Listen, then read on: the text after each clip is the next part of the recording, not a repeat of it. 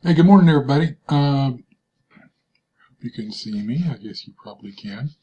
Put this up on full screen just for a second.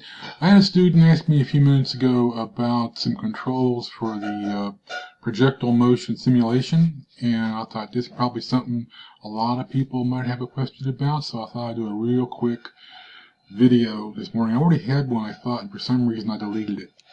So anyway, this is the screen you've got here, and there's a couple of things you should be aware of, but it's not really well depicted in the instructions.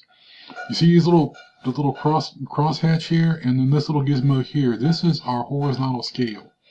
So for the first thing, if you want to raise the cannon for projectile motion above the ground, you just pick it up. Whoops, that's mine. I swear this is what you do. There we go. That's what I was trying to do. You're just going to put this here, put this somewhere. It's not going to work until the little hand comes out, and just raise and lower the cannon, and that will give you your height for that. Also, this little thing here, this is like a tape measure. So you can put a tape measure here, and I can superimpose that right there on that, and I can adjust the horizontal distance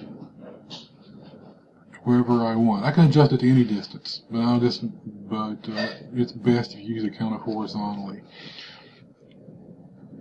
So let's see. So here, when you put your hand on the mount for the cannon, you can raise it up or down. And if you want to rotate the cannon, you can do that like so. And you see the angle changes here. So I hope that helps a little bit. If not, text me or call me, and I'll be happy to try and help you again. Have a good day.